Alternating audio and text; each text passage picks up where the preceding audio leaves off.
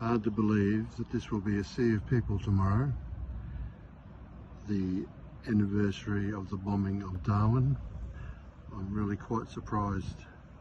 There must be at least 2,000 seats, and I'm led to believe that 3 times that number stand around and watch.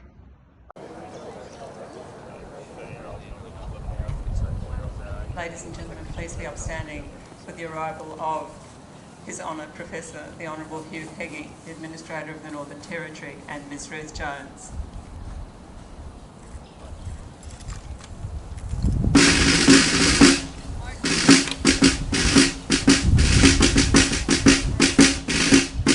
Traditional custodians of the land on which we meet, and the waters in which the USS Peary rests, by acknowledging their continuing connection to the land, sea and community.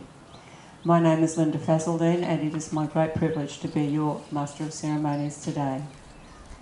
Distinguished guests, ladies and gentlemen, on behalf of the Australian American Association of the Northern Territory, welcome to the 83rd anniversary of the sinking of the USS Peary, which took place as a result of the bombing of Darwin.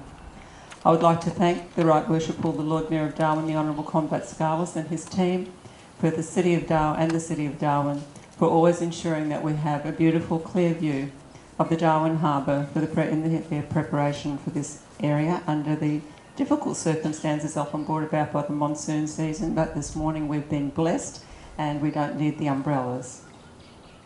I would now like to acknowledge the presence of His Honour Mr. Conrad Tribble, Consul General of the United States of America, His Excellency Kazuhiro Suzuki, Ambassador of Japan to Australia, Mr. of the Northern Territory, other distinguished guests, ladies and gentlemen. I'm sure that you'll agree that being honoured by the presence of so many very valuable people in our community just indicates what a very important occasion this is to mark. Before the formalities begin, I would like to briefly pause for a moment to mark the passing of the Honourable Austin Ash, AOKC. Austin, as he was familiarly known, passed away on the 14th of December 2024 at the age of 99 years. Territorians remember Austin as playing, among many other roles, as he was a World War II veteran who served here in the Northern Territory. He was a Supreme Court judge. He was a historian and a former administrator of the Northern Territory. But for us, he was the Australian American Association NT patron for many, many years. And his legacy with our association always demonstrated his unwavering commitment to strengthening the bonds between Australia and the United States. And he will be deeply missed. Vale Austin Ash, ACKC. I now invite Captain David Shervington to share his thoughts on this anniversary.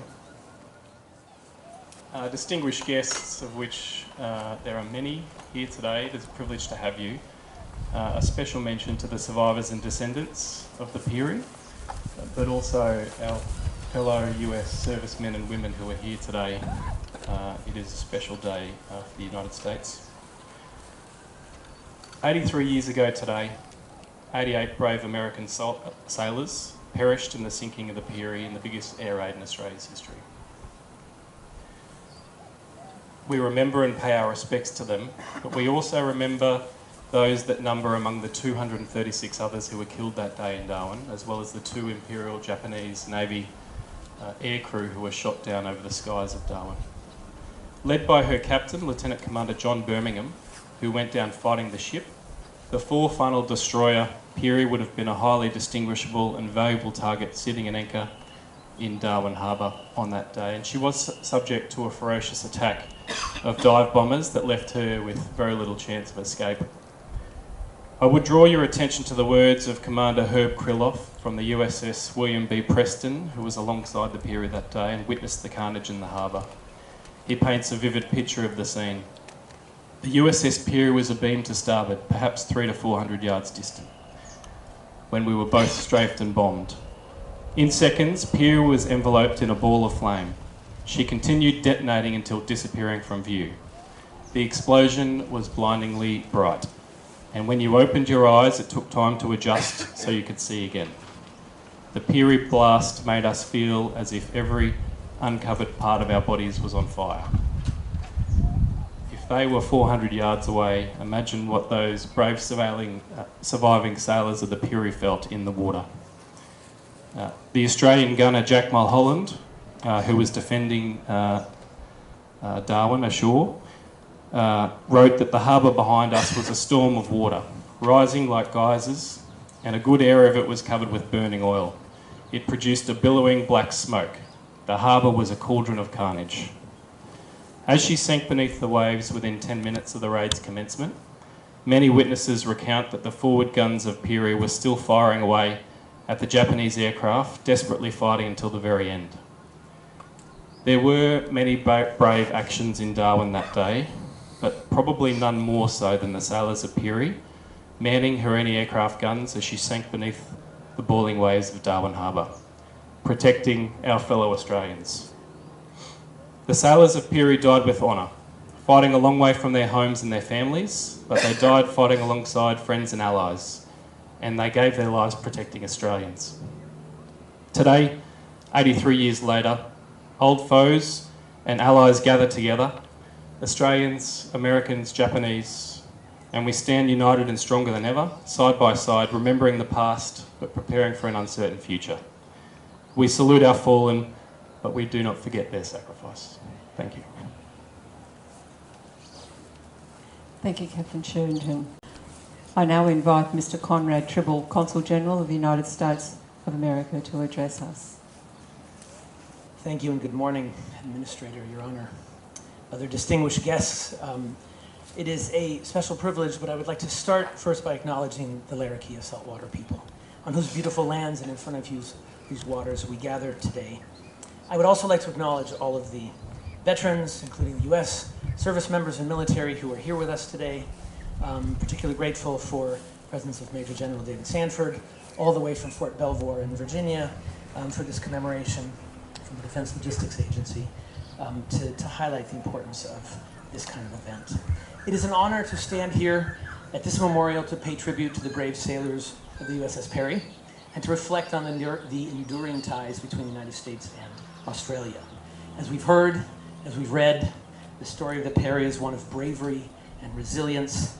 Over months of war, not just here on one day in Darwin, the crew navigated multiple attacks throughout the Pacific, each time using their ingenuity, their skill, their wits to outmaneuver their pursuers, until finally out there in the harbor, they made the ultimate sacrifice in the name of freedom, friends, and allies.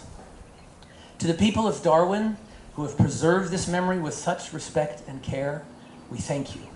Your dedication ensures that the sacrifice of these sailors is never forgotten, and that their story continues to inspire future generations. Being with you here today, reflecting on the sacrifice of the Peary, it also leads us to reflect on how far our two countries have come since then. Australia and the United States have continued to stand alongside one another as mates, as friends, as allies through both hardship and times of prosperity, in war and in peace. We must remember the story of the Peary is a story of friends helping friends. What happened here helped pave the way for the ANZUS Alliance, and in turn, more recently, things like the AUKUS Security Pact and the Quadrilateral Security Dialogue. A particularly meaningful example, that last one today, showing how the friendship among Japan, the United States, and Australia has grown and changed and become so important since World War II. All of these mechanisms bring together like-minded partners, allies, friends, working together to ensure security and prosperity and democracy throughout the greater Indo-Pacific region. The bonds we forged with Australia 83 years ago have never been stronger. That strength comes from the legacy of the brave sailors of the U.S.S. Peary and of the Australians and Americans who defended Darwin and sacrificed their lives that day to protect the freedoms we all hold so dear. 83 years is a long time, but we will not forget them. Thank you. Thank you, Mr. Tribble.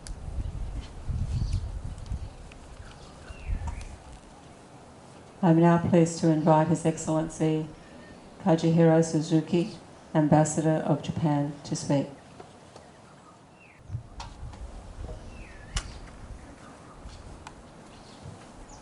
Thank you very much.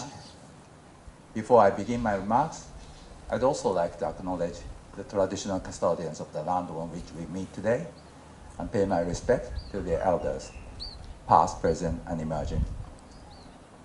His Honor, the Administrator, Professor Hugh Heggie, the Honorable Chief Minister Leah Fidanchiaro, Deputy Prime Minister, the Honorable Richard Marles, the distinguished guests, ladies and gentlemen. We gather here today under this humid Darwin sky to remember those who paid the ultimate sacrifice in the service of their nation. As Ambassador of Japan, a visit to this sacred place raises many complex emotions. That is undeniable. Yet this ceremony reminds us of the courage demonstrated by so many on that fateful day, and their willingness to confront danger, to defend the causes and ideals of their respective nations.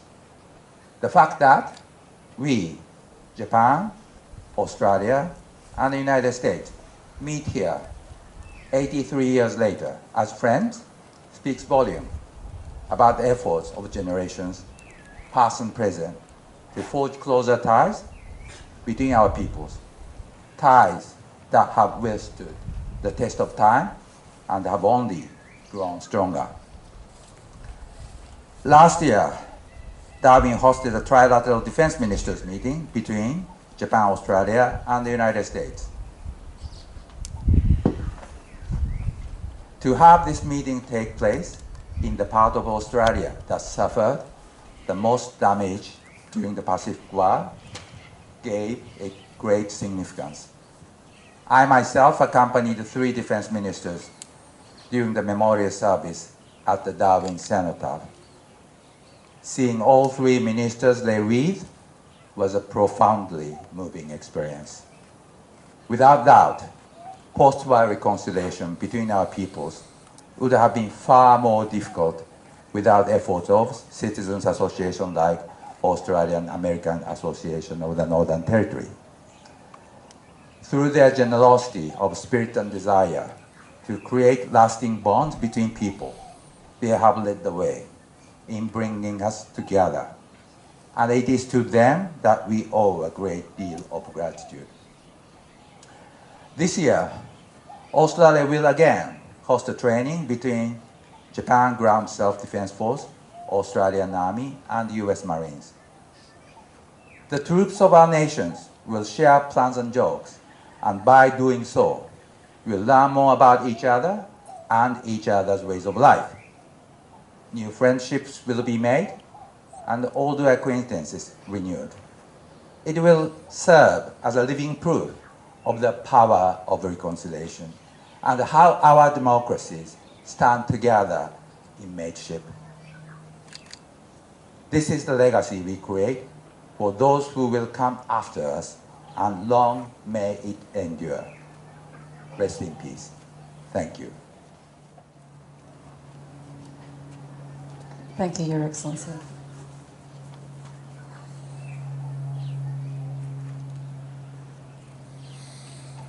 I now invite Mr. Bradley Torgan, President of the Australian American Association, Northern Territory. Thank you. On February 19th, 1942, Australia awoke to the grim realities of war as Japanese forces launched a devastating air raid on Darwin. This attack, which saw more bombs dropped than on Pearl Harbor, signified not just an assault on Australia's northern shores, but a stark reminder of the fragile balance of global power.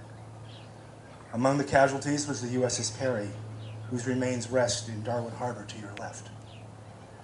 This event, as horrible as it was, cemented the wartime alliance between Australia and the United States, highlighting the necessity of strong military and strategic partnerships in an era of escalating global conflict. 83 years later, echoes of that turbulent time resonate in modern geopolitical tensions. The 2022 Russian invasion of Ukraine sent shockwaves across the world, demonstrating how aggressive expansionism remains a threat to sovereignty and international stability and peace. Just as Australia feared an advancing imperial force in 1942, nations today across Europe and the Indo-Pacific are wary of territorial ambitions and military posturing that threaten democratic freedoms. The response from Western allies, including economic sanctions and military aid to Ukraine, mirrors the collective efforts once seen in the Pacific theater to counter imperialist aggressions. Asia, too, remains a focal point of global tension, with the South China Sea, Taiwan, and the Korean Peninsula standing as flashpoints of potential conflict. The strategic importance of the Indo-Pacific, much like in World War II, has placed Northern Australia at the center of regional security discussions. The formation of defense alliances, such as AUKUS and the Quad, underscores the continued need for strong military cooperation in the face of rising authoritarian influence. As Australia once relied on U.S. support in the darkest days of 1942, it now strengthens its alliances to ensure regional security in an increasingly uncertain world. Yet, in a striking contrast to 1942, Japan has transformed from a wartime adversary to one of America's and Australia's closest allies. Bound by mutual economic interests, shared democratic values, and a commitment to regional stability, Japan, Australia, and the U.S. now work together to uphold a free and open Indo-Pacific. This remarkable shift illustrates how history can reshape relationships, turning former foes into allies in the pursuit of global peace. And Ambassador, we are honored by your presence and your kind words. The world of 2025 may be fraught with challenges, but the lessons of February 19th, 1942 remind us that unity and resilience remains the most powerful tools in confronting the uncertainties of our time. Would you please stand as I invite Chaplain Kelvin Harris, RAN, to lead us in prayer. Let us pray. Lord God, help us this day to remember the sacrifice of those who died on U.S.S. Peary. Help us to remember the mateship, courage, compassion, agony, and tragedy of their service. Let us never... Please be seated. We now come to the time where we honour and remember those who have lost their lives, and we do this by the laying of wreaths and books and pausing in respect. In order to ensure that the tribute laying is achieved in a respectful but timely manner, those laying tributes will be invited to do so while others are in the process of laying theirs. Please simply wait in the aisle as you wait your turn. I invite His Honour Professor the Honourable Hugh Heggie, AO PSM, Administrator of the Northern Territory, and Ms Ruth Jones. Honourable Jensen Charles, MLA, Minister for Veterans, and the Honourable Peter Stiles, former member of the Executive of the Northern Territory.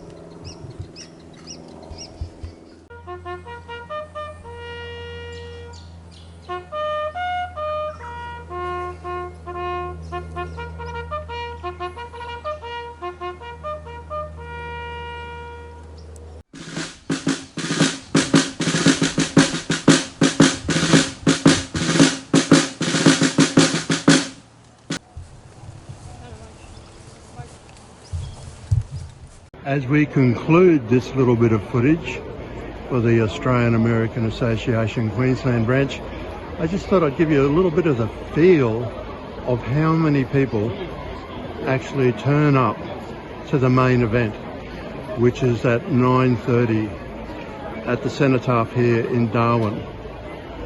Quite surprising.